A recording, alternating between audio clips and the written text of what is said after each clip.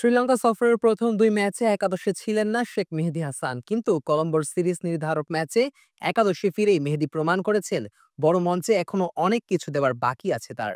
৪ wicket তুলে নিয়ে বাংলাদেশকে এনে দিয়েছিলেন শ্রীলঙ্কার মাটিতে ঐতিহাসিক টি-20 সিরিজ জয়। ডু অর ডাই ম্যাচেই জ্বলে উঠেছিলেন শেখ মেহেদী। এরপর পাকিস্তানের বিপক্ষে ঘরের মাঠে ৩ ম্যাচের সিরিজেও নিয়মিত একাদশে ছিলেন। ৩ ম্যাচে ১১ ওভার বল করে ৩ উইকেট। সংখ্যার হিসেবে হয়তো খুব চমকপ্রদ না, কিন্তু মেহেদী খেলে গেছেন একেবারে পরিকল্পনা মাফিক। তবে সাম্প্রতিক সাফল্যের পরও শেখ মেহেদীর মনোযোগ একটাই, নিজেকে প্রতিনিয়ত নতুন করে গড়ে তোলা। বিশেষ করে নতুন বলে আগের মতো তীব্রতা না থাকায় নিজেই স্বীকার করেছেন সেই বাস্তবতা। সম্প্রতি ক্রিকেট ভিত্তিক জনপ্রিয় ওয়েবসাইট ক্রিকবাজকে দেওয়া একান্ত এক সাক্ষাৎকারে নিজের নতুন বলে বল করা নিয়ে মেহেদী বলেন, নতুন বলে আমার আগের মতো ধার নেই, কারণ ঢাকা লিগে আমি নতুন বলে বল করিনি তেমন, তাই ধার কিছুটা কমেছে। তবে সেটা মেনে নিয়ে আমি মানিয়ে নিতে চেষ্টা করছি। নতুন বলে বল করাটা মেহেদীর জন্য বরাবরই পছন্দের জায়গা। পাওয়ার প্লের চাপ, বড় শটের চ্যালেঞ্জ সবকিছু উপেক্ষা করে মেহেদী নতুন বলে নিজেকে প্রমাণ করেছেন বহুবার। তবে শুধু নতুন বলের বোলার হিসেবে নন, নিজেকে অন্য ক্ষেত্রেও উন্নত করতে চান মেহেদী। তিনি বলেন, আমি এখনো পাওয়ার প্লেতে বল করতে ভালোবাসি। নিয়মিত করার কারণে আত্মবিশ্বাসও বেড়েছে। প্রতিদিন উন্নতির চেষ্টা করি। সেটা সেরা নতুন বলের বোলার হওয়ার জন্য না, বরং নিজেকে উন্নত করার জন্য। ওয়ালটন এখন দেশের সীমানা পেরিয়ে পৌঁছে গিয়েছে ৫০টিরও বেশি দেশে। ওয়ালটন, ঘরে ঘরে, বিশ্বজুড়ে।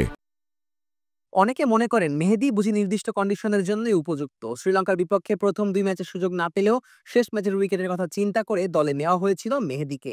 কিন্তু মেহেদী অবশ্য নিজে একদমই একটি নির্দিষ্ট কন্ডিশনের বোলার ভাবেন না। তিনি বলেন, আমি মনে করি না আমি শুধু নির্দিষ্ট উইকেটেই ভালো করি। বিদেশের মাটিতেও আমার পারফরম্যান্স খারাপ না। আমি সব জায়গার জন্যই নিজেকে তৈরি রাখি। বোলিংয়ের পাশাপাশি নিজের ব্যাটিংয়েও মনোযোগ দিচ্ছেন মেহেদী। টি-20তে ব্যাট হাতে মানিয়ে নেওয়ার জন্য নতুন বলেও অনুশীলন করেন তিনি।